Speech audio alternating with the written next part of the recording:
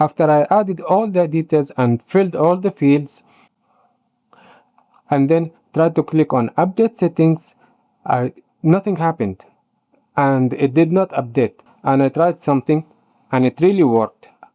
I don't know how, but it worked. So what I did is, before I did anything, I just clicked immediately on update settings. So here you see it says please enter your full name, number, and so and so. So it shows you all the fields that need to be filled. So this way you know the required fields only, and you don't fill extra stuff that you don't need, because I think that extra fields that I filled glitched it out for me. So what you can do is add in the email that you want and then click on update settings again, and again it will show you the required fields, and so on until one time you click on it like I did and it just worked for me.